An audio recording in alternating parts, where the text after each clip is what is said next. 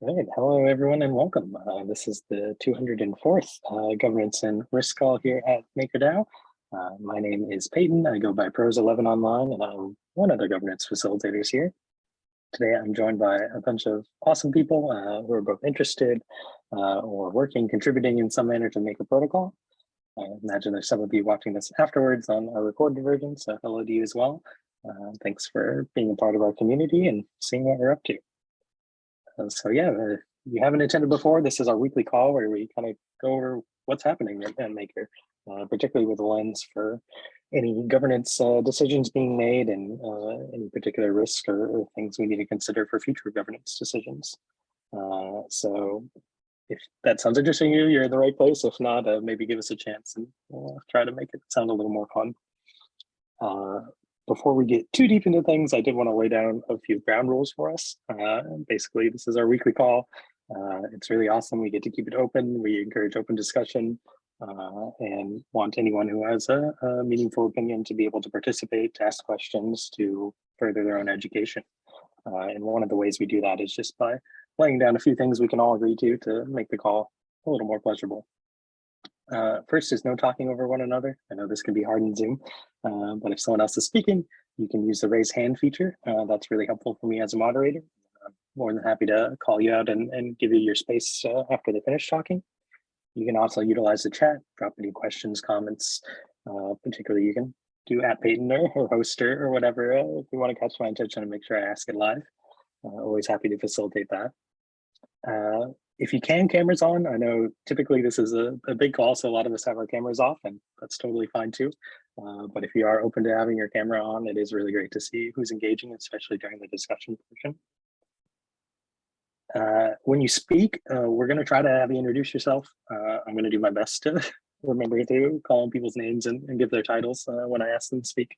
But if you hop into the conversation, or maybe I've forgotten, it is always great for both new people on the call and for people on the recording to be able to tell who's speaking.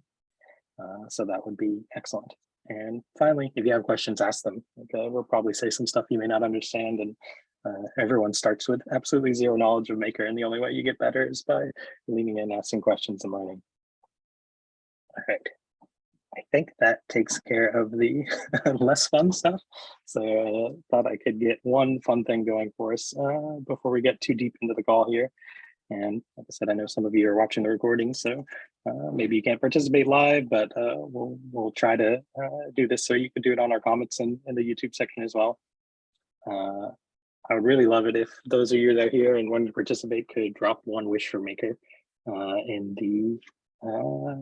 the chat. Basically, what's one thing you would like to see Maker do up to 100 years in the future? So it can be pretty wild.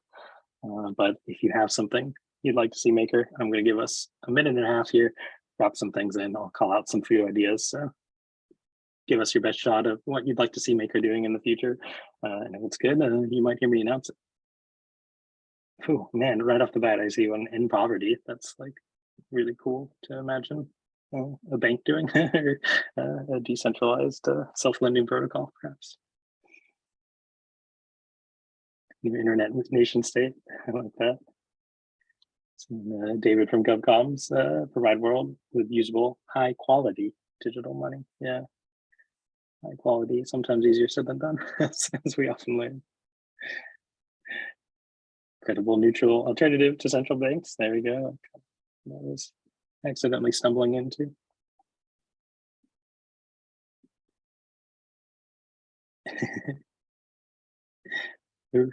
Seen some comments about Brian's edgy make nation states obsolete, which is also like a pretty fascinating goal. Very MKR. Unfortunate, but that's a dream at the moment, but not surprising coming from Maker Burn. Great website, by the way, if you haven't checked it out.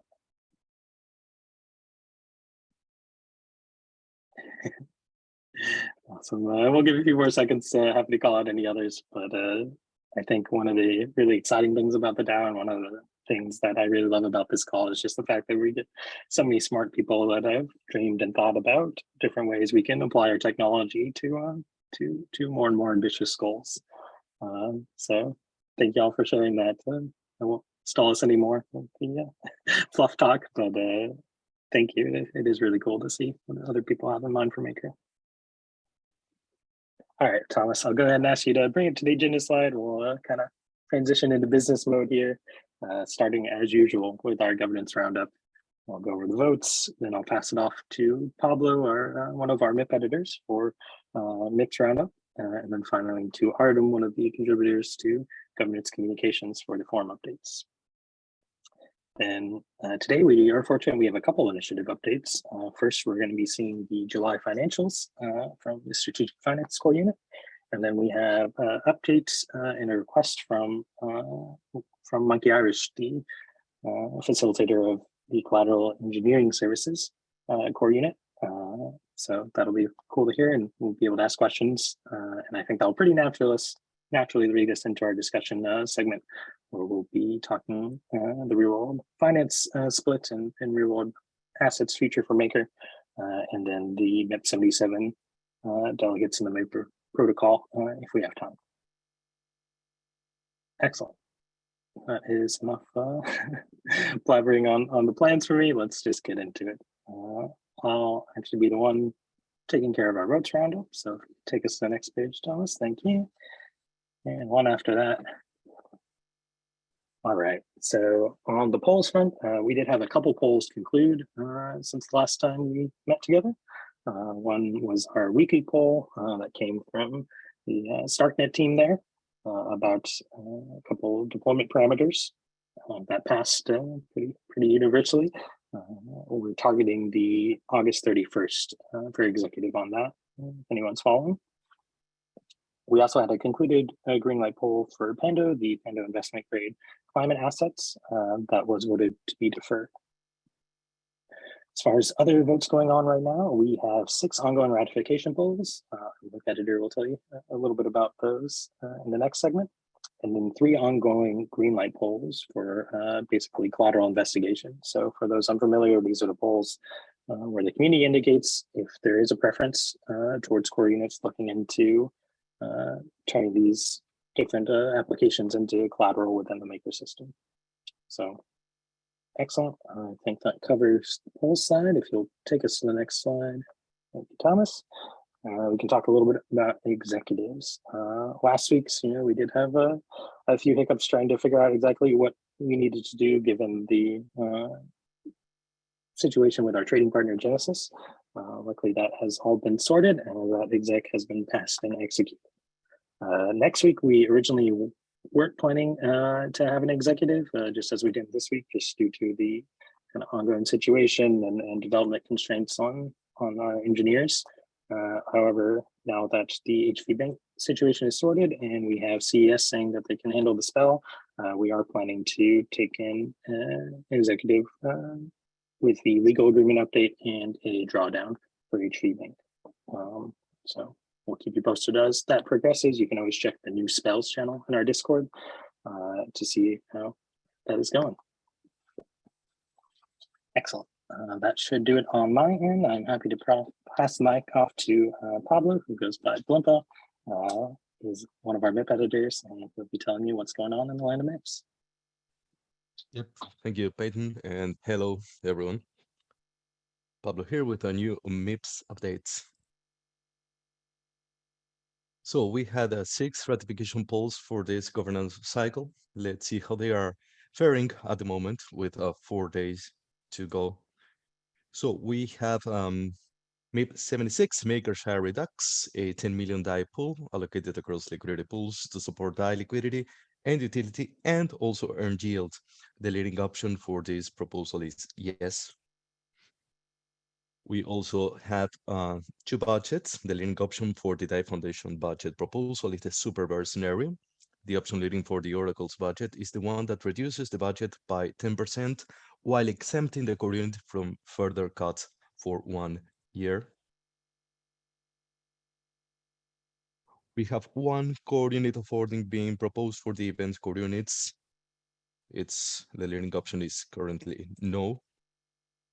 And finally, we have 2 amendments: the core unit of ordering process amendment and the MIP 50 direct deposit module amendment, both with yes as the leading option. So let's now move on to the proposals in RFC, at the very least, the latest and most active ones.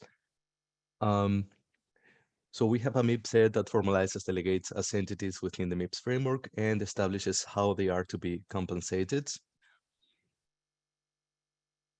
We have the onboarding via splitting of a new real-world finance core unit, RWF0X, one of our main topics today. We have two special purpose funds being requested, one to fund legal work on greenlit collateral from backed finance. This proposal is eligible to enter the weekly governance cycle on August 22, if I'm not mistaken, and also one for funding further work from the Ambassador program. We also have two MKR budgets, one for GovAlpha and one for the StarkNet engineering core unit. We are also juggling 3 coordinated funding proposals for unified security, strategic happiness, and strategic finance. And finally, 2 amendments, one that aims to shorten the feedback loop for delegate participation, and one that was posted just about an hour ago, which amends MIPS 65, Monetalis Clydesdale. It changes who is to verify that the legal and governance structure being proposed for the onboarding of this collateral is appropriate. And by the way, you can find more information regarding the proposals in RC in the weekly MIPS update that was posted in the forum on Monday, and which didn't get no love. So if you want to like that publication, that would be nice. So we have some important dates coming up. The ratification polls will close on August 22, that is on Monday. And the last day for introducing modifications in the proposals eligible to enter the September cycle is August 31. And yep, that's all from me. Thank you very much. Wonderful as always, Pablo. Thanks for laying out what's going on and giving people some threads to pull on. As you said, that's all in written form, perhaps a little easier to follow and link out to the actual proposals under our weekly MIPS updates that come out on Mondays. Cool. That'll take us to our forum at a glance updates. And I see Artem ready to report. Yes, just posted the link, and happy Thursday to everyone. A little bit lighter today, but welcome to the GNR Forum recap, going over the week of August 11th to the 17th. And surprisingly, it's been a calmer week on the forum than usual, believe it or not. Some of the news that was on the forum has been mentioned by Peyton since they went on chain. Anyways, I just have one big announcement, a quick shout out, and then we'll cover our active signal requests, and we'll get started with our first announcement. So congrats to Matt NZ, who published his delegate platform called Frontier Research LLC. Matt is a lawyer and a legal academic from New Zealand, specializing in law and technology. He is particularly interested in DeFi, decentralized governance, and also how emerging technologies are legally regulated. He's following MakerDAO. He's been around since 2019. And there's also a Meet Your Delegate call coming up on Wednesday on August 24th at 1700 UTC. So if you're interested in getting to know more about Matt and his delegate platform, join the call. It's already up on the public calendar. And next up, this is a quick shout out to Alec and his recent posts reviewing stablecoin market activity, DeFi news, and L2 happenings. If you enjoyed the State of DAI publications that Governance Communications used to post, which we don't anymore, Alec's Daylights covers that and more, and it's probably even better. So check it out and show it some love. And moving on to our active signal requests, there's 2 active right now, and our first signal posted by Kazala, who states that instead of being off-boarded with other unprofitable collateral, the Mana Vault stability fee was increased last year from 3% to 6%. Now, today, Mana Vaults have improved in profitability and generate net revenue of about $600,000 per year. And Kazala would like to see that Mana stability fees to be lowered to a similar rate of other collateral types, such as Link and Matic, and these collateral types have stability fees of around 2.5% and 3% respectively. And Kazala asks whether Mana A stability fees should be reduced to 3%. And in terms of vote breakdown, Right now, 63% of votes are currently abstain. Number of votes, no votes, sit at 22%, outwinning the number of yes votes that are sitting at 15%. And the signal has a couple of days left, ending on August 22nd.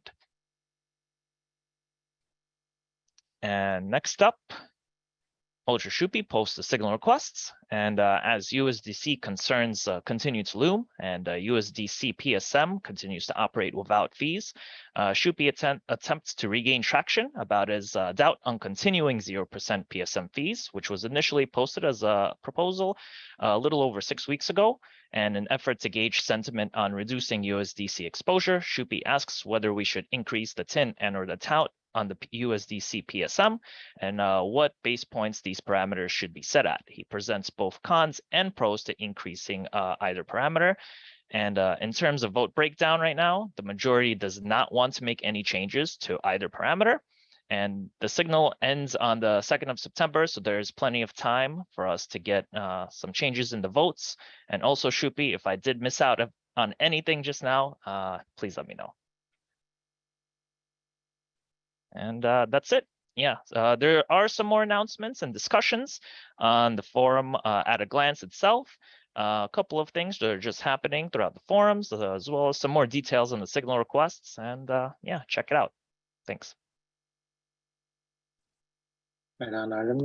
Really appreciate the update, and especially letting people know how long they have to vote.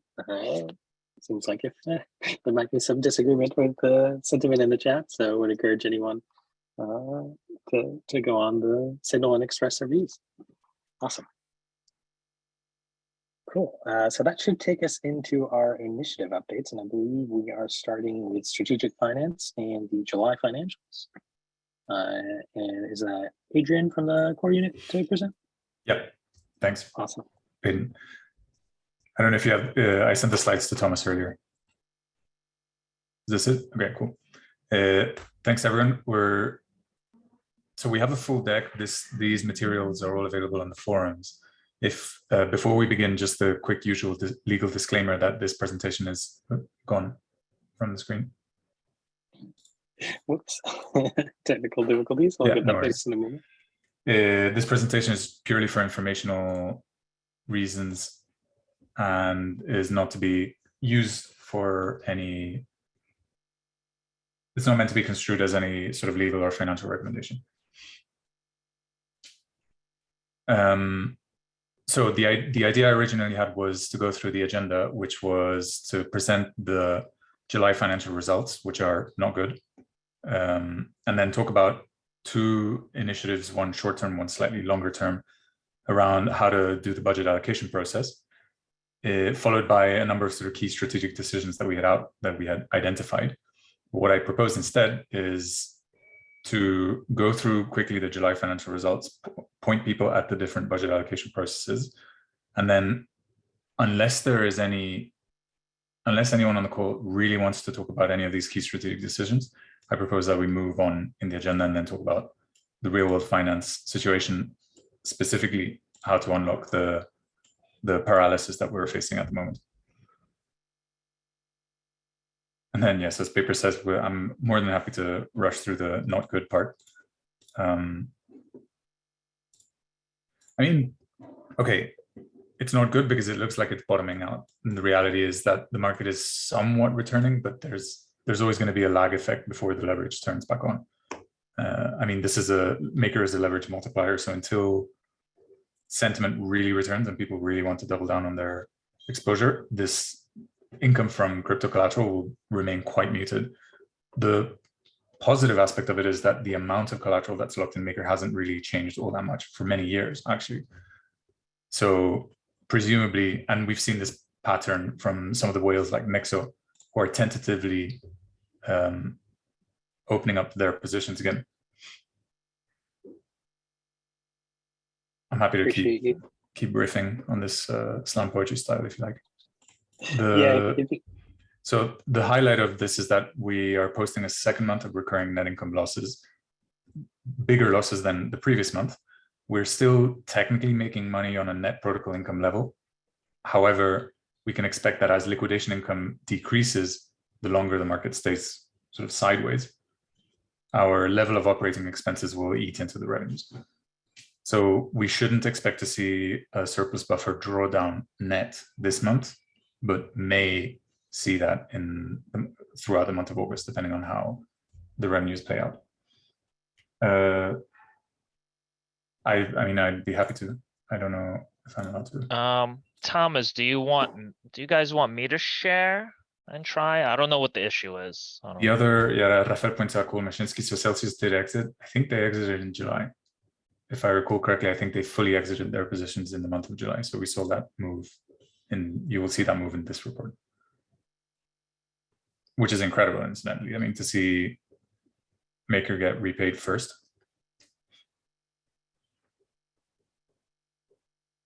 And then the other two elements that I wanted to draw attention to was the ongoing signal request for identifying a target spend level for the next 6 months as part of a tactical budget reallocation process that we're trying to coordinate and allow delegates to take a view in a more quantitative way.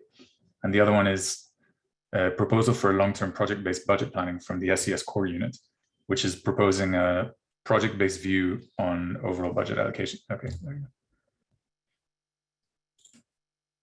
And I invite, looks very promising, and I invite everyone to provide their comments on that and help shape it.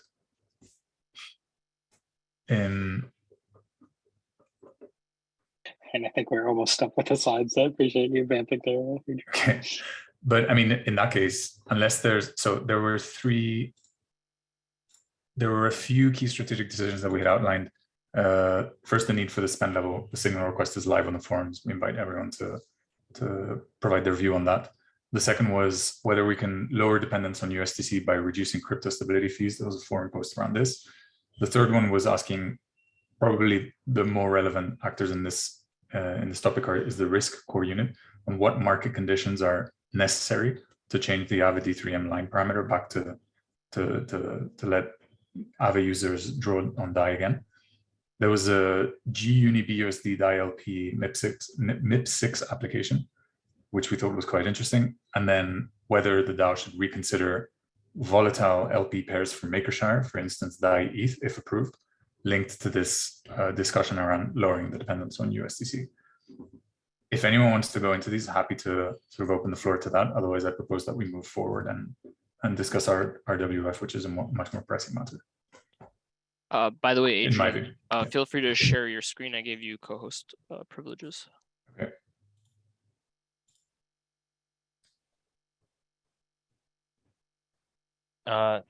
Really quick, right after Adrian finishes up, I'll help Thomas with continuing sharing the slides. So appreciate it, Artem. Always joke that it wouldn't be a maker call without a few technical difficulties. Yep. I guess you guys can see it now. Yeah. Yeah. So the financials are not good. Net interest income declining sharply, and then net liquidation income following along. You can expect this in the market trending sideways. So we saw a lot of liquidation income in June sort of sustain the revenues somewhat, but as the market is trending sideways, you'll see that liquidation income flatten out again. We also had, if you look on, I'm not sure if MakerBurn reported it, but there was also a flash of quote unquote fake revenue from one of the legacy USDC A vaults, because someone called, I think we changed one of the parameters and the drip function was called, which presented revenue that shouldn't really be accruing to the surplus buffer. So we've cleaned that out in these numbers. And then with that, I think this overall interest income decomposition that we're updating on a regular basis shows that we're sort of hitting real like 12-month lows on practically every single parameter here. Our PSM ROA is still 0. RWA debt is trending upwards, but still too small to make a meaningful difference. Then ETH and WBTC revenues and at their lowest in sort of 12 months on the back of Maker being essentially a leverage multiplier, and sentiment and appetite for leverage being quite muted. So yeah, sorry to rush this again, but I think unless there are any specific questions, let me just open chat. Yeah, the slides are available on the forum there. And unless there are any like specific questions or specific requests to jump to any of these topics, just a quick shout out to the signal request that's available in the forums, it's linked in the slides, and the proposal for the project-based budget planning view. Well, the office hours came and went. Hopefully you attended those. There's a link to the forum thread also, where you can get more information and submit your comments. Awesome. Thanks, Adrian. I guess I did have a quick question in terms of,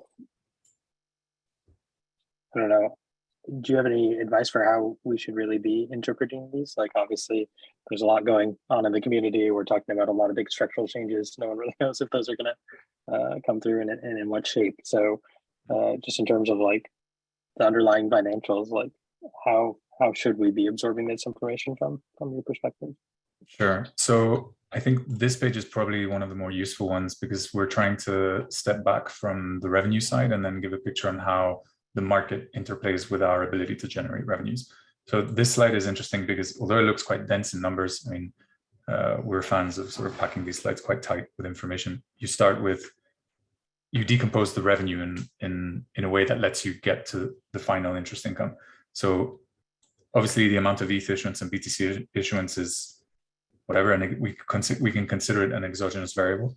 The market variables that matter for Maker's business are the percentage of ETH that's locked or used in lending in any form, and what market share of that business Maker has. So at the moment, Maker has a very large market share in the overall lending market. However, you can think of what the demand for lending will look like going forward into the merge as more liquid staking derivatives become available, how that will evolve and whether that will impact or how that will impact Maker's businesses, an open question that I think it merits some discussion. Obviously, ETH price is an important factor. There's much more demand and appetite for leverage the more ETH price accumulates, just because you're able to draw on more DAI for each unit of ETH. With the flip side that you also run a lot more risk when the market turns. And then we're looking here at percentage of utilization, because in periods of downturns, you might find that Vault users repay some of their loans, but don't necessarily exit the system completely. So the amount that's available to loan remains quite large. As you can see, we're hitting relatively low levels in comparison to previous months. And then obviously the last factor is the stability fee on those vaults, which for Maker are flat per vault. Some of our competitors have floating rates, which which creates a comparative difference in terms of the product offering, and it also creates some amount of delta in terms of price, depending on how the market swings. And I think these are, as far as crypto collateral goes, this is how we're thinking about the main source of income for our business at the moment. And hopefully this slide can help structure that thinking. Yeah, for RWA, there's not a lot of detail. It's still very experimental. Ideally, we'd like to be able to break this out also in terms of total addressable market. What you'd see is that there's an enormous total addressable market, and then the funnel rapidly cuts down. We have a tiny minuscule share of overall asset-backed lending, if you take into account traditional financial institutions. So Rafael, this doesn't materially change our runway assumptions. I think we were planning for worse scenarios when we were talking about cash burn. And if you look at the size of our surplus buffer, there's certainly enough to draw from in the coming months, even if you assume that the amount of spend stays the same. The other element here, the PSM has obviously been very contentious. We're tracking here. We know that ROA is 0, but we're tracking this because it's part. If you think of Maker as a balance sheet lender, one of the largest parts of our balance sheet at the moment is earning 0. Whether it's a separate discussion to whether we want to have that part on our balance sheet at all or not. I think given that we have it on our balance sheet at the moment, the fact that it's earning 0 is a net negative, and is indicative of the fact that we're not managing it correctly. To this, MIP 65 is one alternative. There are other solutions that will hopefully come into play. Makershire, unfortunately, is very small. Well, also intentionally, the intent is Makershire invests this portion over here. So these are funds that are pure sort of equity, so to speak, and they're Maker-owned funds.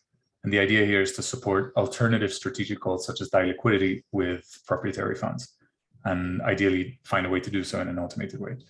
The amount of funds that so there's an element of sort of risk mitigation with the sizing of this. So 10 million invested isn't really going to make that much of a difference. But hopefully we'll provide a path to showing how we can do this in an automated way and then scale it to become much larger. This will be contingent on the size of our surplus buffer. Sorry, I was pointing at treasury. It should be the surplus buffer.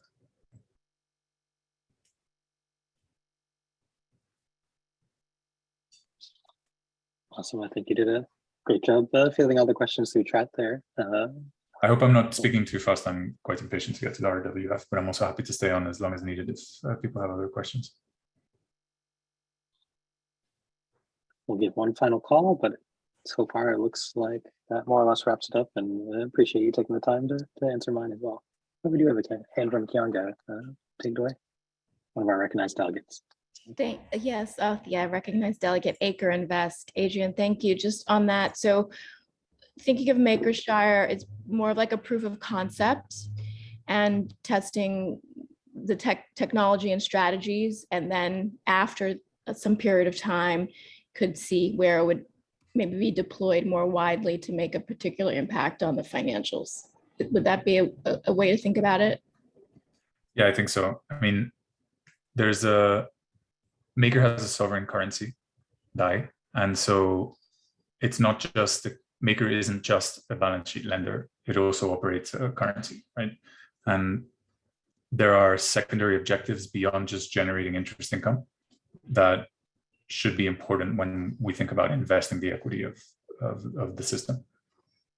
To the extent that we can make the currency more useful to users, I think this is one objective that could be considered, even if the yield is not necessarily maximized in a risk-adjusted way. And yes, as Justin says, in order for it to make a material difference on first on revenues, and then secondly, honestly, even on liquidity, our surplus buffer would have to be substantially larger. But I think getting this work in early is good, even with the surplus buffer at the size that it is. I think we have enough. I mean, Risk will correct me, but I think we have enough to draw down on the surplus buffer and put to productive use before worrying about any of the risk in the crypto side of the business, given that it's so small, especially as it's so small at the moment.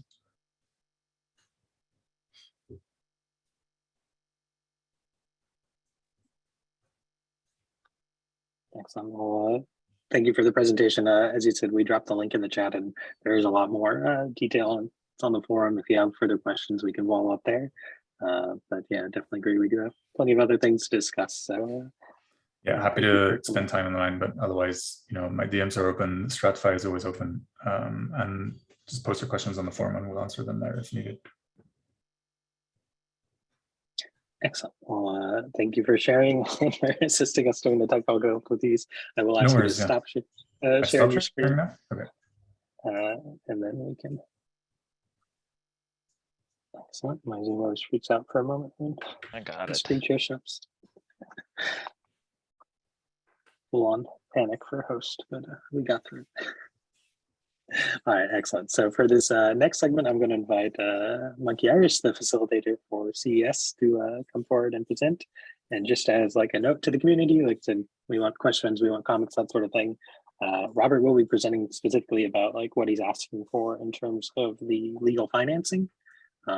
Obviously, some of the stuff we discussed might bleed into more of the legal finance question. That is going to be our main discussion topic. So I'll just pop in and say, hey, I think we'll save the answer to that to our next section if it's off topic. But if you do have questions that go more toward the actual situation, future plans, rather than the financing, I'll just ask that you save those to the discussion side. Robert, you're welcome to add anything, of course, but no, with that intro out of the way, happy to hand it off and have you take it away. Thank you, Peyton. Thank you for the introduction as well. You saved me from saying a mouthful. And I appreciate the time with the community today to do two things. First off, an update on HV Bank and some of the next steps. I want a huge shout out to Greg and Christian for getting this over the line. We had some compliance issues that were completely unexpected. The good news is that the second transfer of the $25 million was complete. And now, knowing what we know about Genesis, I think it's clear in what was happening behind the scenes. The net on that is that basically our compliance person that had halted the deal became the CEO. So you can obviously put the pieces together on why something like this would have been held up. So again, a big shout out to the two of them. And after I clear this slide, I'll open up for any questions. And I believe Greg and Christian are on this call. As a follow on to the situation, the first priority was to ensure that we got the transfer completed or reversed. So it was completed. And as a follow on to that, the delegated committee met this week to do a debrief. So there were two agreements or actions that came out of that. The first was, you'll see this in an exec coming up, about minor revisions to the HVB Master Participation Agreement. So just be on the lookout for that. Secondly, is that it was clear that we needed to onboard multiple brokers to ensure that this situation wouldn't happen again. Because one of the concerns was, would Genesis reverse at some point the decision they made? So it was okay for the first transfer, it wasn't okay for the second, the third, and the fourth. And then, of course, monies go out, but monies come back in too. So there'll be some work that we'll be doing here. There was a quorum of our delegated committee to be able to ensure that we could move forward on these actions. So you'll start to see some of that work coming up shortly.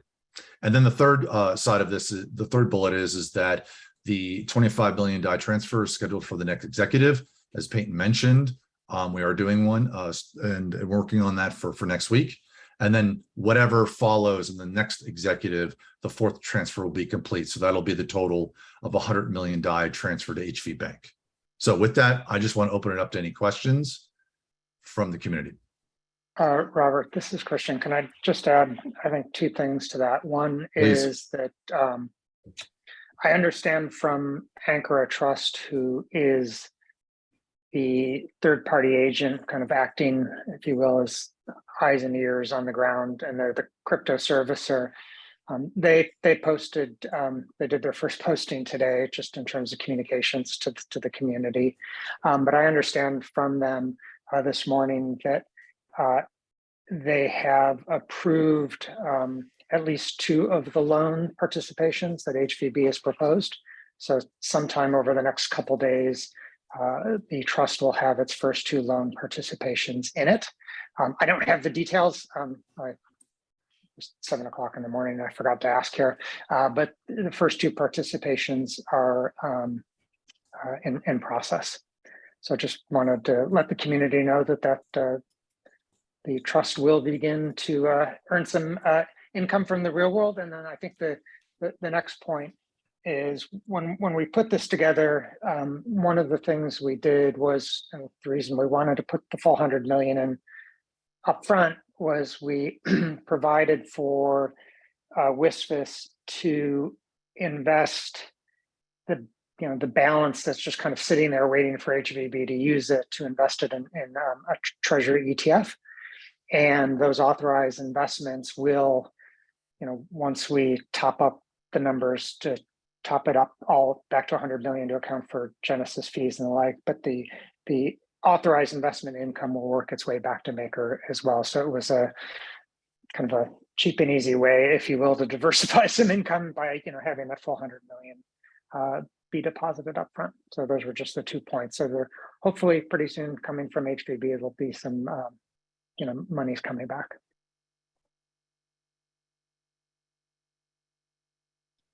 Okay, any other questions? Thanks, Christian, for that update. All right, this is, I know there's a lot going on in the community right now, but I think someone mentioned this in either it was the last call or this call. There is cause for, celebration, right? I know it was a little challenging to get it over the line, but this forward progress is at the work of many hands, and we should be really proud of what we've been able to accomplish here. So thanks everyone that participated in this. All right, Peyton, next slide, if you would.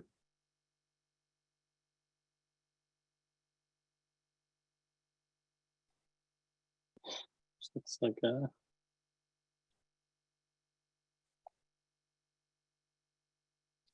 one moment, sorry, on the technical side. Yeah. The slide is. There it is. Oh wow, I did that Okay. like 2 minutes ago. Okay. All right. So to continue on with a related topic.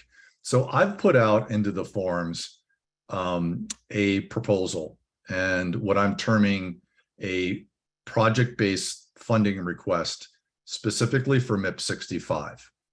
And I know some of you might be confused about why I've done this and what's the purpose, especially over the special purpose fund. So I'm using this approach since I'm a core unit facilitator. I'm looking to solve a very specific problem in my domain space, both today and also in the near term. So my goals are to do a few things. First off, we want to ensure quick decisions. And when I say quick, I mean less than 2 weeks. And what I'm terming professional services and spending monies when dealing with RWAs. Now, professional services there's a big component that has to do with legal. And in this specific example for MIP 65, a lot of it is legal, but there are other services, and other services include things like counterparty risk and doing an assessment there. A lot of times we have questions on the deal terms themselves. And then even after our assessments are complete, there's a continuing back and forth that will happen in the onboarding process on the team and just questions on implementation and what we do next. So there's an ongoing relationship that we need for professional services, and it doesn't stop after the collateral is onboarded. It actually continues because on the collateral management side of things, we have to ensure we're getting paid. And then we also have to ensure that the risk levels of that particular collateral are still within the ranges that we assessed when we first onboarded the collateral. So quick decisions. The second thing is that we want to ensure that we involve the community, and by asking for ongoing support of a specific collateral by using a governance poll. And the governance poll gives us a very clear indication if the community wants to move it forward. So it's a go, no go decision, because that's effectively if we decide not to spend additional monies on a specific piece of collateral that we want to onboard, then it's done, right? There's no more work to be done on that collateral application. The other thing this does, it actually helps us with the relative priorities as it relates to the work that's on the collateral, the index that we follow on all of the work in progress. And after running these experiments, another goal is that we'd like to build this into this project funding request into the actual collateral onboarding process, because what it does is that it allows us again to continue to have the community involved, and it just seems like these ongoing checks are very helpful to continue to filter out whether or not we move forward with collateral that's in the system. So and the last piece here is that I believe there's a budget for professional services, so that the collateral stakeholders, the domain teams and such, don't need to go back and ask for DAI transfers every time we put one of these out. It simply is a matter of like, hey, is this a go, no go on spending professional services on this deal? And if it's a go, we just simply take that money out of whatever budget might exist and continue to move forward. And I know the budget, especially for legal expenses and other things, have been a real contention in the community. And for this specifically is that, yes, there would be a bucket of money, but there would be a way to access that money ahead of time to know what we're going to spend. And of course, we would also want to ensure that where we can, the collateral applicant, and where applicable and reasonable and customary, the collateral applicant would be picking up the expenses on their side. So, and we may or may not have been doing this in the past, but we want to ensure that that is happening moving forward. So in working with GovAlpha, We agree that the PFR, this request and die transfer, would be temporary until we could develop more of this permanent solution that I just mentioned. Now the MIP 65 Special Purpose Fund is a very specific request for a legal deliverable, which is needed. But again, what I've found is that every implementation has numerous questions, and therefore we need advice from qualified third parties to ensure we can do the proper implementation. And many times that's outside of the legal scope. The general purpose Special Purpose Fund MIP isn't really designed to do what I'm proposing in my goals. And it's not an issue with the Special Purpose Fund, that MIP. I think it works great for what it needs to do. I'm just proposing that this is something different and that doesn't exist yet, but we also have an immediate need for funding. So with that preamble, I'll pause there to see if there are any questions. Yeah, I have to say something, Robert, regarding that, and I agree on something, and it's that this doesn't exist. So I mean, we cannot just make up things and make it go through governance, because the MKR holders voted for a governance process and ratify the process that needs to be respected. So with that in mind, I'm super happy to create new tools if the SPF is not working, but if you're using your facilitator powers and you're calling an urgency, I think that it should be called like that. And then we should discuss why this is an urgency or not, instead of like a new cool feature called PFR or something. So that's my main concern, is that either this is an urgency and you are in all your rights to use your powers as a facilitator domain, or it's not, and then we should call things by its name. That's my main concern. Yeah, and I'm happy to modify if it's the matter of just verbiage as far as in identifying that this is an urgent need. We can do that, and I'm not looking to do this on a long-term basis. And that's one of the things Pete and I discussed was that, you know, what his concern too was, is this temporary? And I'm like, yeah, it's temporary to get past this point right now. And ideally there's a budget, and we're simply using the governance pool to be able to pull funds out of that budget to ensure that we're still aligned with the community. That's where we're going with this. So, and as a domain team and as part of the Collateral Engineering Services Core Unit, I feel this is within my domain to be able to offer this as an option out to the community. And I think it fits well within the mandate that I have for CES. But just I understand the concern, Juan. No, absolutely. But I think that the question is not, is it temporary? I think the question is it an urgency? If it's not an urgency, that the SPF, it's for temporary things that need funding, such as a project or a special purpose.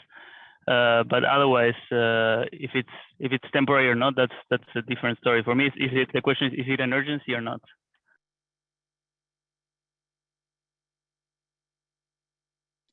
I hear you, and I'm happy to I would identify, yes, I believe this is an urgent issue. We have work in progress. We have people doing the work, and there's not a clear path for them getting paid. And the people that are doing the work are what we believe to be the most qualified at this point to be able to rapidly move the work through the system. So yes, it's urgent. Right. And I'm noticing we do have some hands. Like obviously I can speak to governance things, and I'm happy to do so later if that comes back up. But do you want to kind of get to Raphael here? It's been patiently waiting. One of our recognized delegates take the floor if you like. Hey, Robert. So thanks for the initiative. It's amazing. I agree that I think it's urgent. I don't want to get into the depth of how this is done. I don't know enough about that. But what I'm interested in is, do you think that you will get this budget, or the DAO will get this budget back from the parties who are now having the mandate to do that work? Or it's a great question, and what I was initially working on was a core unit to core unit agreement, and I just came to the conclusion that wasn't going to be feasible. So I decided to go directly to the DAO instead and allow the community to work through whatever needs to be worked through as it relates to real world assets and the multiple teams that the current team and the other proposal for real world finance. I really don't want to be in the middle of that. Yeah, I totally understand that. The other comment that I want to make here is that there would have been multiple PFRs that I would have put out there. The reason why, for example, I didn't do the HV Bank one is because, as I mentioned, there's some documentation changes that are happening now, and we also need to modify some of the legal documents to accommodate the multiple broker situation. So there's work that needs to be done, and we're trying to scope exactly what that looks like. So that's an immediate concern. And then we also have, if you take a look at the CSI, if someone could post that in the chat would be great. You'll see that we have greenlit collateral, that we do not have commitment to any sort of funding at this moment to be able to apply legal services to that. So there are specific greenlit collateral. There are now real world assets that are in a greenlight poll that are also going to have needs to have people take a look at that as well. And that will also require legal services in addition to others that I've mentioned. So yes, there is an urgency associated with all of this. So when I see a hand from Seb from the strategic finance coordinator, if you want to take it away. Yeah, I'm not challenging the urgency. It should have been done 2 weeks ago, and we worked as well to get funding directly from Redwood Finance, as it should be. And I know that Rune was working on that as well.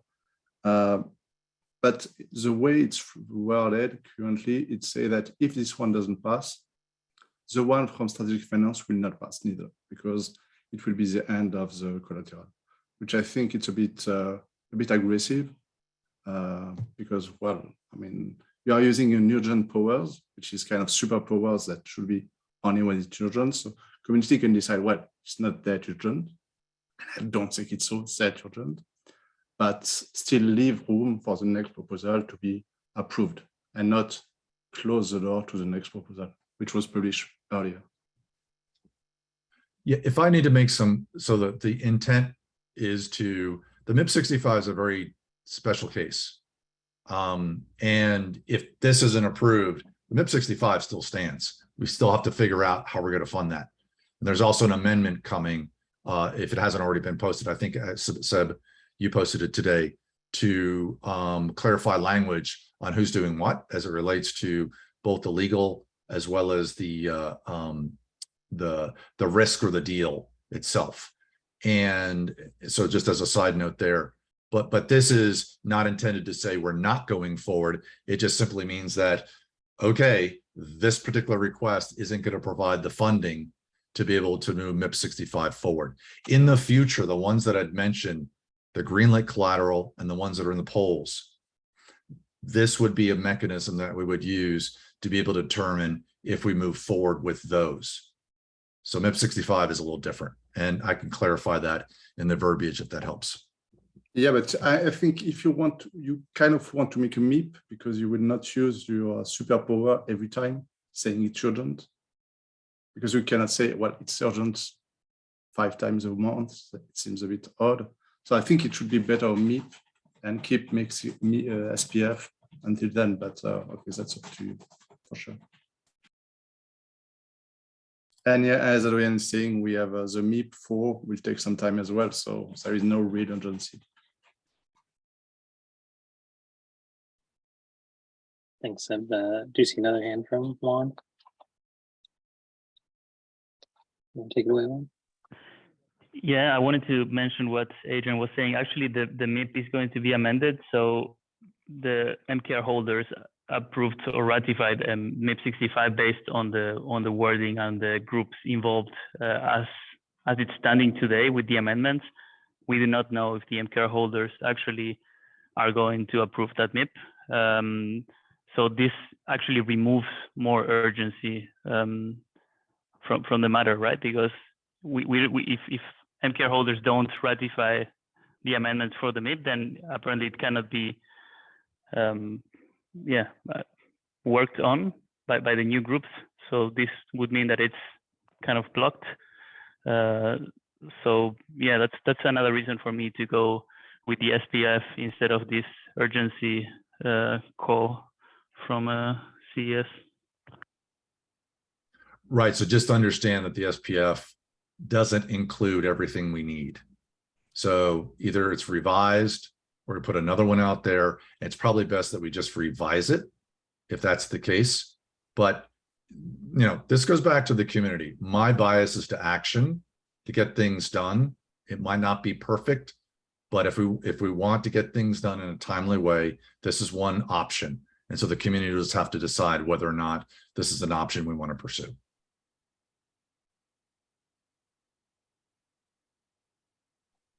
Awesome, and I appreciate you taking the time to present it here and talk about the reasoning around it. In the interest of time, because I do see some people saying we want to get to a few of the other issues around real world finance, and this is a post in the forum, right? So if we do want to debate the back and forth on implementation, I think that's a great place for it. But this will be going up for poll on Monday, so keep that in mind, delegates and anyone else who's voting. But if you do have comments, suggest getting them in quickly. All right, excellent. Well, thank you again, Robert. And Juan, I think I called on you twice without saying that you were the SES facilitator, so my apologies there, in case I was one. All right, if we go to the next slide, I think, Arden, you're behind slides now. I can keep track of it. And we might be getting rugged again.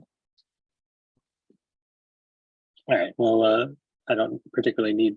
All right, awesome. Wait, are you guys seeing the slides? It just popped up. It took like 45 seconds from when you yeah, I think there's a delay. Okay. Yeah, no worries. One more slide, but should be good, even if it doesn't respond. All right, so we kind of wanted to get into kind of the broader situation with real world finance, whether it's the split or kind of what the contingency plans are for real world assets onboarding here at Maker.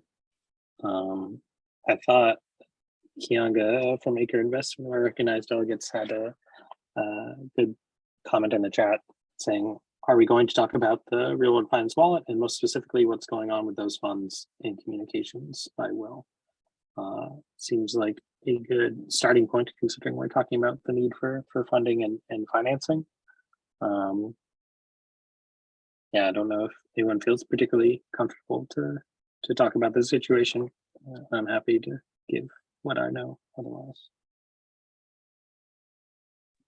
Sorry, yeah, several people were, yeah, go for it, man. So I just asked in the chat if there seems to be two or maybe three, and I'm sorry, I haven't caught up with that on the forum, so bear with me here. There seem to be two proposals for budgets for legal fees for the same collateral. And I think we have all the actors here in this call, so maybe you could, like, is it like the community should now decide which one it wants, or how is the thinking here? It's a good question, Rafael. They are both for the same strategic finance, posted an SPF to essentially get these funds. Then Robert posted his PRF. Not really, probably not productive to get into why. Both are essentially for the same thing. And you want the community at MKR holders to decide which one it takes?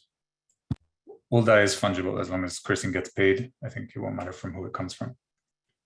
Again, there's 680K on the RWF wallet. We are creating a storm in a teacup. Yeah, and I think that's kind of what Kianga wanted to get addressed here. And I do see a hand firmer, so I will go ahead and yield the mic if you want to. Thank you. Thank you.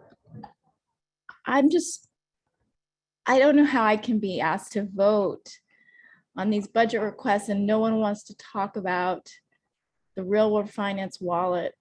I'd just like to have very transparent, direct information about who has signed, where is that budget?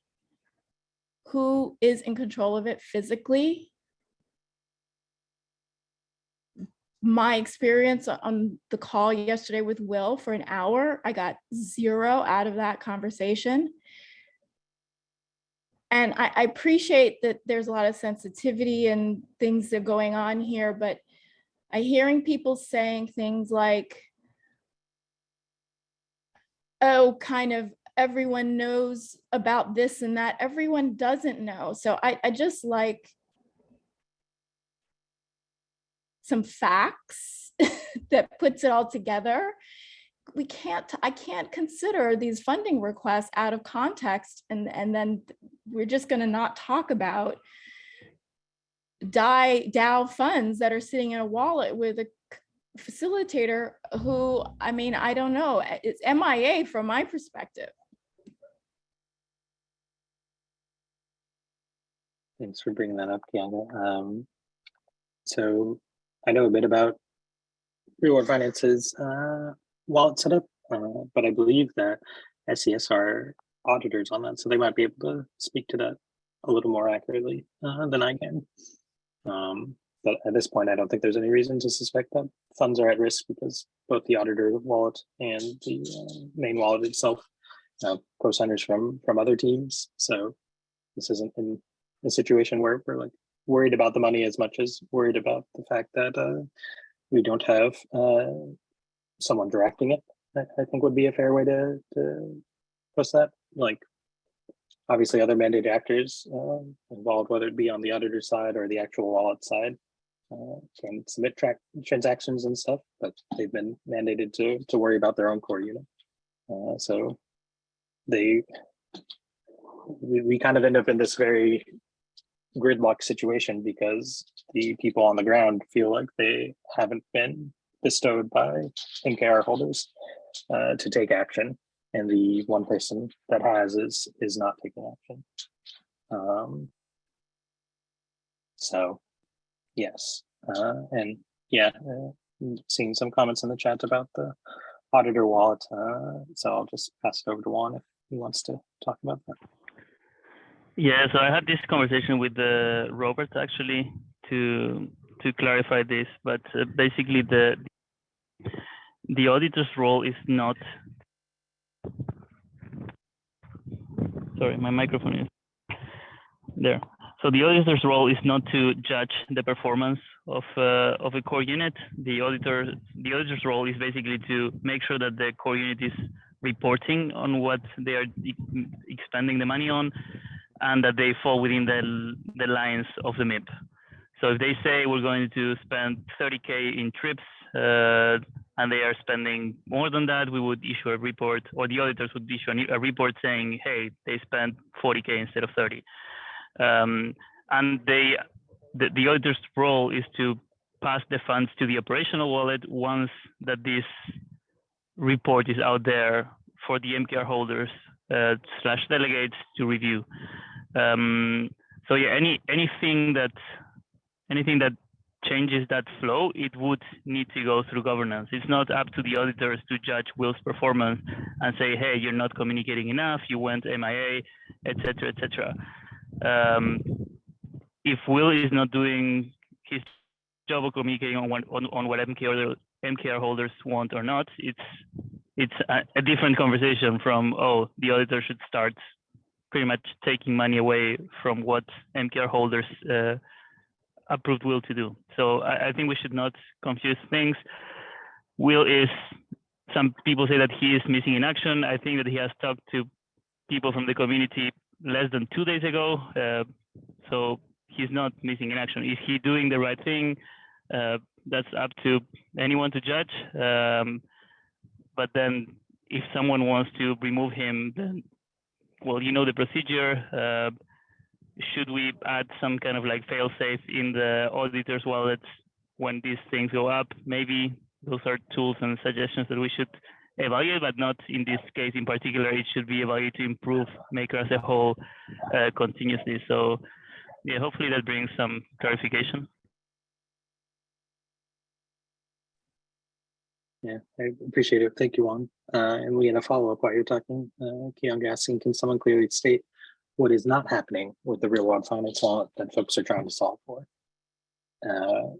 CS or someone else might be able to correct me with a bit more nuance, but from my standpoint, the main issue is that that team was taking care of verifying a lot of the legal items for our real-world finance deals, particularly through Christian.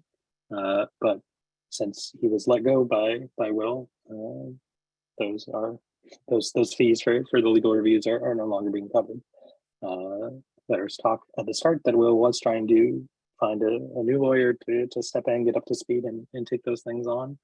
But the chatter seems to be that because of what large MPR holders or room or however you want to read into it communicated to Will, he felt that like it wouldn't be right to bring someone on the team because it doesn't seem like he's going to be supported in the continued transition. This is particularly difficult from the governance end to deal with because none of this has been put up for a proposal or voted or discussed in an open and super transparent way. So we're kind of just aggregating what's been said, but it seems like a lot of this info came yesterday during the real world finance office hours, which Will obviously ran and answered questions in. So I can say on the mandated actor side, the topic of appointing an interim facilitator has come up before, but as Juan was kind of alluding to, that was clearly indicated as something to be done when someone's missing, when something has happened to them or they've stopped replying. And to the extent that the replies are satisfactory, that's certainly up for debate, but it's not up for debate that replies have been coming in. All right, I feel like I've been speaking for a while. There's a lot of back and forth on the chat, so more than happy if someone has something to add on the mic. Otherwise, I'll take a moment to review chat and see if I can steer this conversation elsewhere.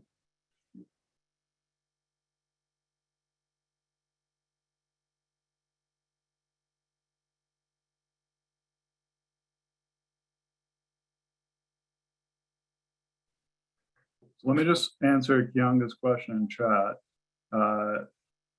Yes, a very large maker holder requested that RWF send funds to fund MIP 65 to strategic finance. Will agreed, but then never did it. The large maker holder was not pleased and suggested that we front the money and post a SPF to get reimbursed. So that's what we've done under strategic finance, just to ensure this is moving along, because frankly, from my conversations as well, I get spotty responses and then no follow through. So that was essentially our motivation for posting the request.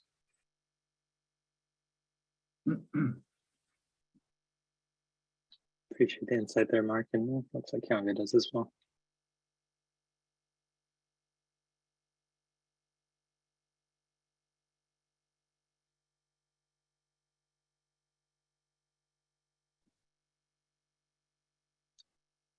So on the governance side, I guess that might be a good routing to go through. In terms of timeline, Robert's proposal would hit first because he's inserting into the weekly cycle, whereas the strategic finance one is still waiting to be eligible to go for vote. But that's right. Like we have a proposal in RFC for Real World Finance 0x. That's the only other proposal relating to this we have. So right now the question of Will's offboarding isn't on the table. Replacement looming, but governance is pretty clear that we're only voting on a few limited things. Most of the quote unquote drama is kind of taking off chain, right? People aren't making proposals to concrete propose anything other than getting Christian paid and potentially spinning up a new core unit.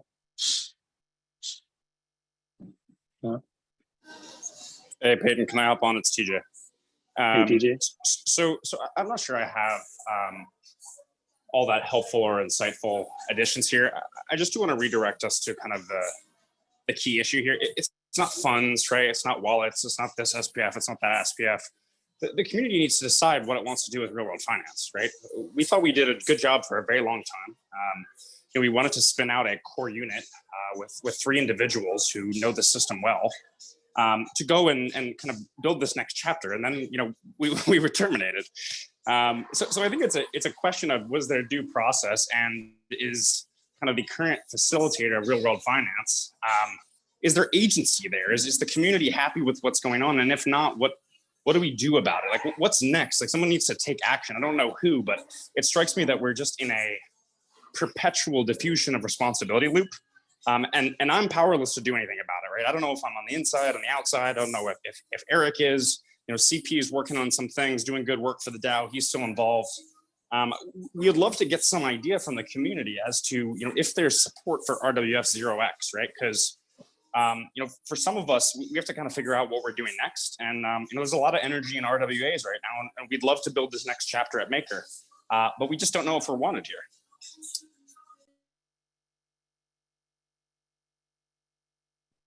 Thanks for hopping on there, TJ. And do see a few hands. I think you were first, Christian, if you take one.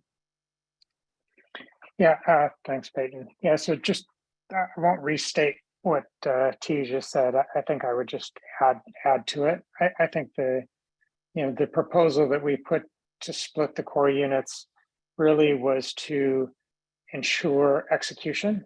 I think we did the HVB deal in just under 3 months, which I think is a record for any real world asset. We had a high quality counterparty that was ready to move quickly. They were professional. We were able to get it done quickly. And as I said a little over maybe 40 minutes ago, they're going to be putting their first loans in. So, the team and the proposal to have RWF0x was really about execution. It's also about transparency. I mean, at the end of the day, Tej and I have been on our own, making weekly postings, both on the deals that we're working on and the like. And, if you look at the core unit itself as a whole, the last posting, I think, was in May. So, just in terms of transparency, communication, I know that there have been a lot of, requests and discussions about, various aspects of real world finance strategy issues. Those are discussions that I think we want to have, and we want to at least lead the discussion. And neither Tej, Eric, or I have any of the answers.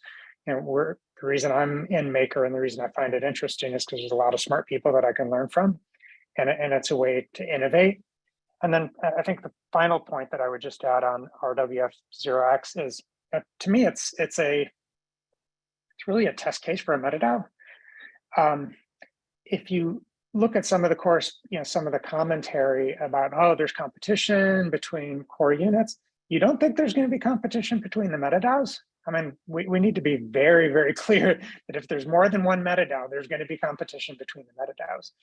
So to me, I think that made sense. Is it a MetaDAO? For the initial stage, no, probably not. But once the idea is to be able to create a pathway if the Maker token holders decide that they want to do the MetaDAO, that you can see core units competing against one another. It seems to me that that's the better option. And in terms of budget, what we proposed was a split of the budget just based on personnel. And at the end of the day, our budgets are going to come up every year as it is. And if we don't perform, you cut our budget to zero. End of story. It's a fairly black and white scenario from my perspective. If we don't perform, we're at zero. And I think we're okay with that. We want to be measured based on our performance and nothing else. Thank you. Thanks, Christian. I do see that your comments have inspired some thoughts from Code Knight, but Justin Case did have his hand up first. So if you don't mind, we'll go to Justin first and follow up with you, Code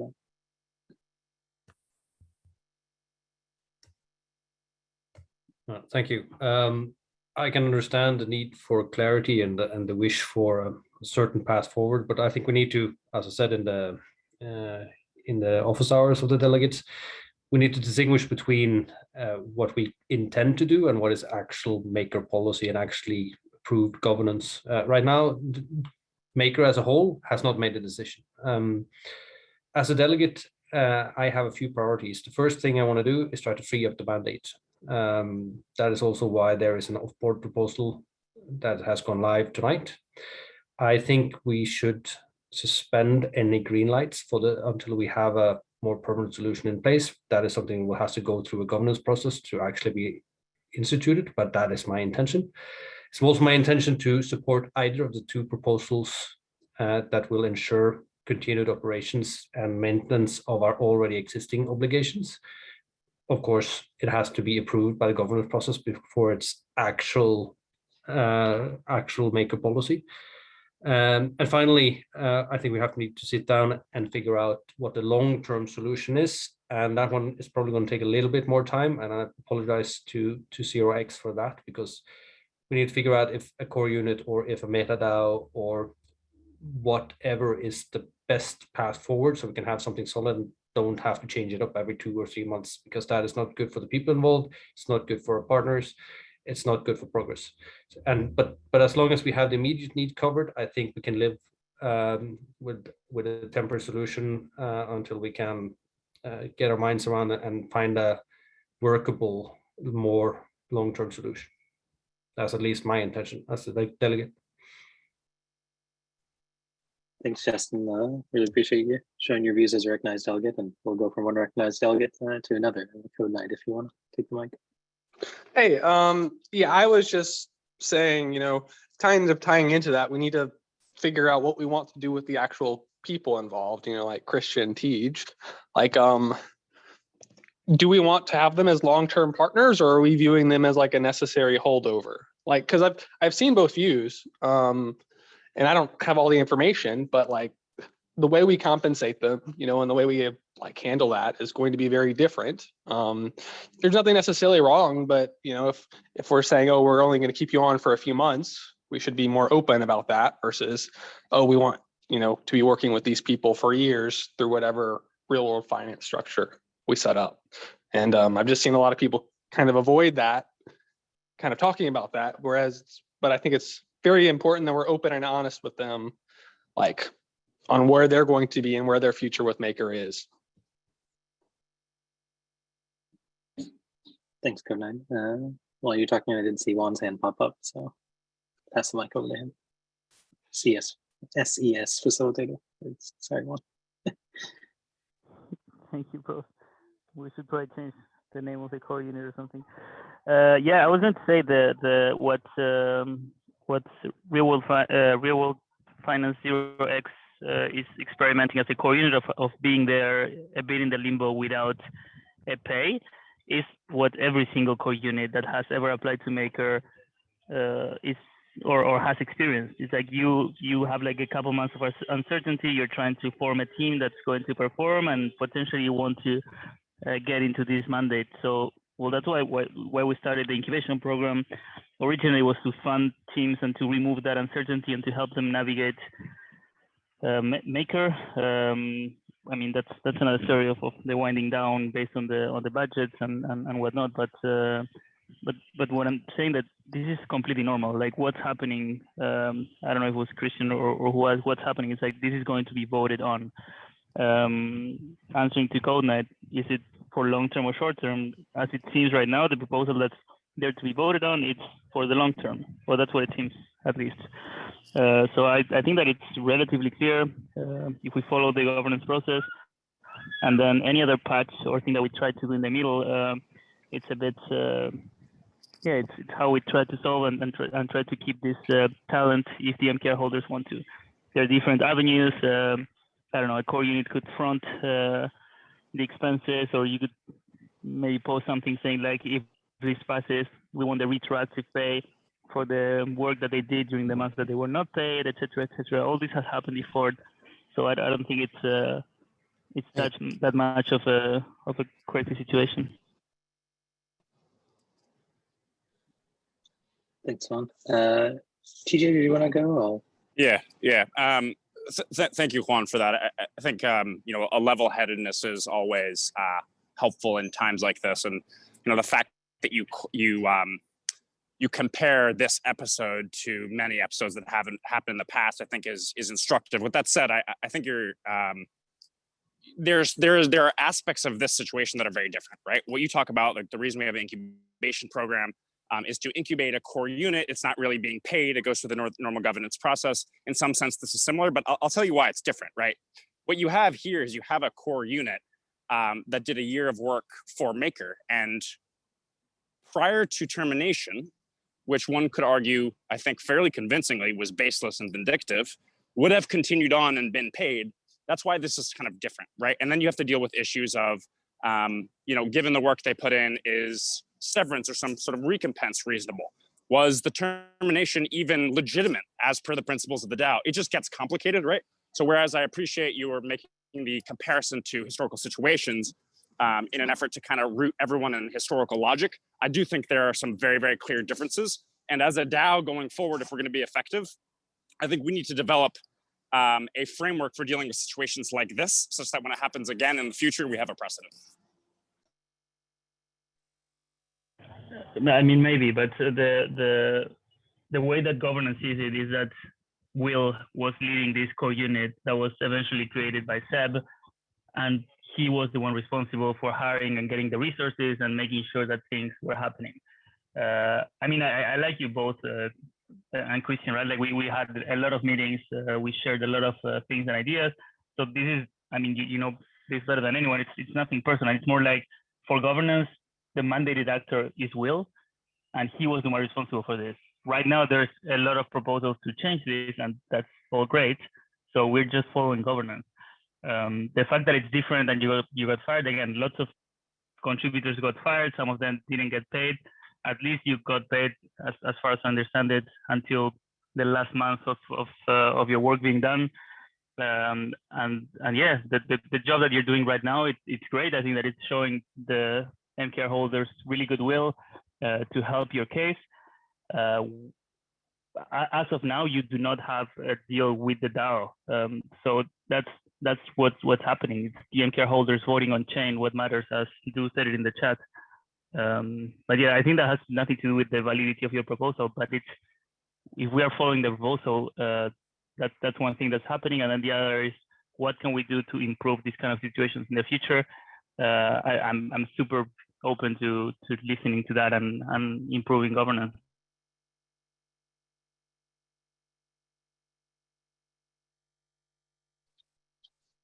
I appreciate that. I am noting the time, but this is also an important discussion, so I do feel like I'm much more willing to allow us to go a few minutes over if there's more to be said.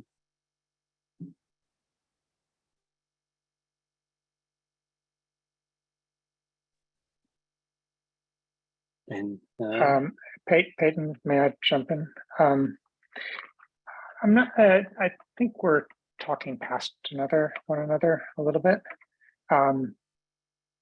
You know, I think for work that needs to get done today, you know, strategic finance has made a proposal with respect to MIP 65.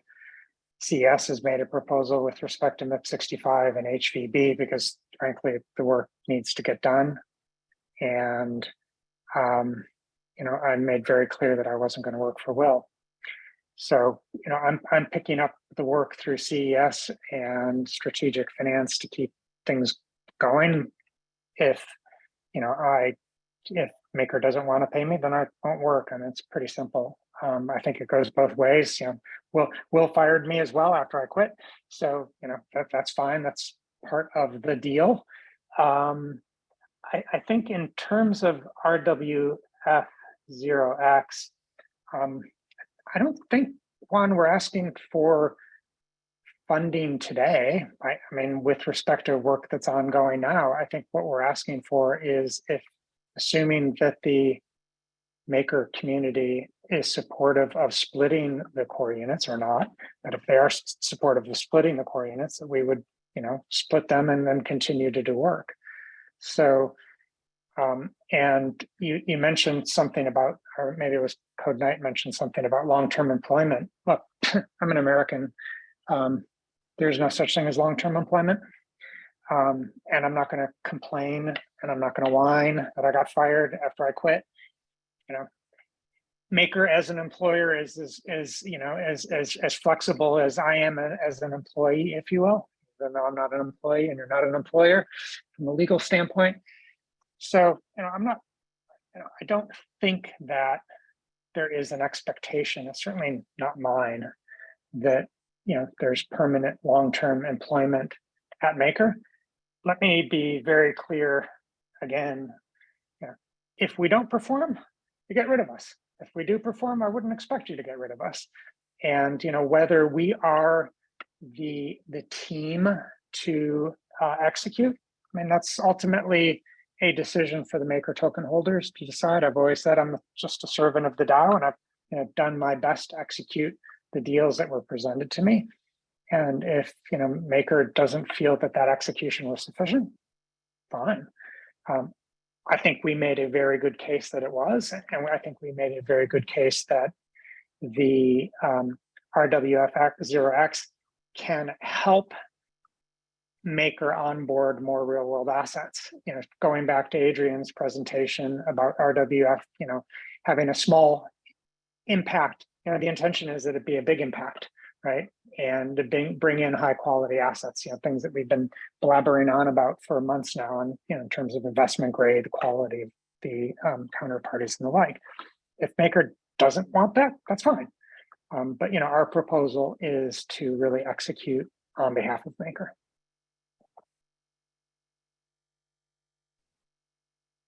Thanks for the insight there, Christian, and for staying late. And I think we're saying the same, Christian. As Lee just said in the chat, like the proposal is going to be voted on, and then the MKR holders can decide if they want to keep you based on the performance under the other core unit or not.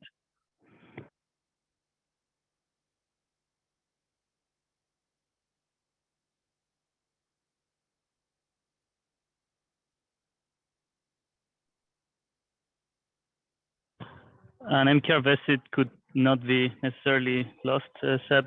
We do have cases of contributors switching from one core unit to the next, and reiterating that it's a matter of putting up the proposal.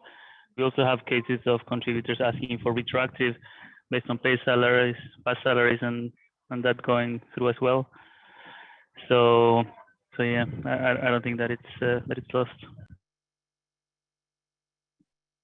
we've also seen proposals for retroactive MKR, right? Like one of the beautiful things is when you can propose anything, it means like if you do want something you feel, you know, that it is due to you, and the maker holders agree, it can be funded.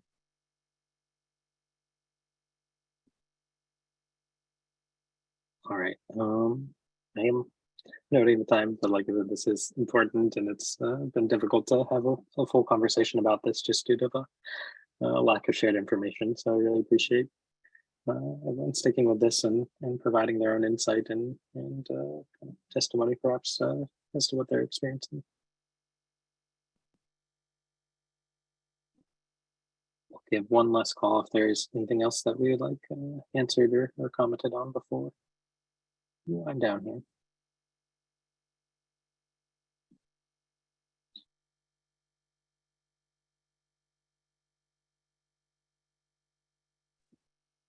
Awesome.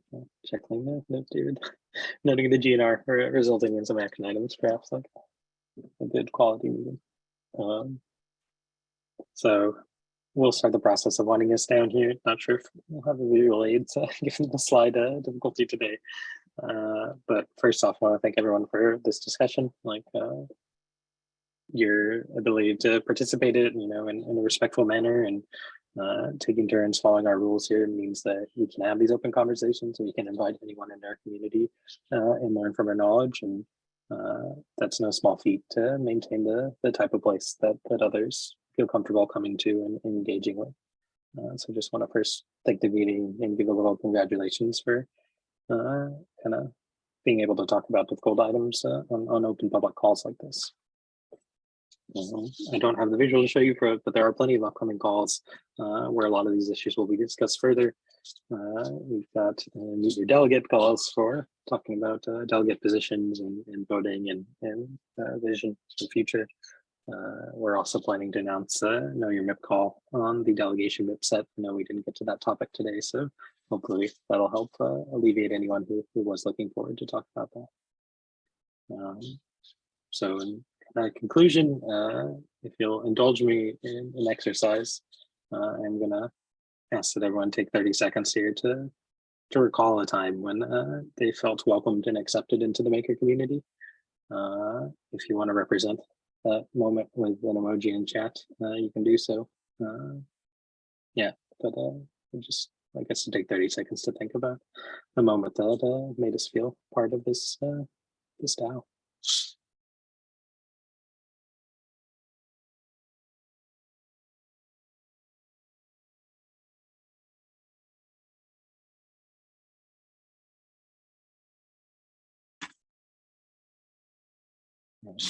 Thanks, everybody.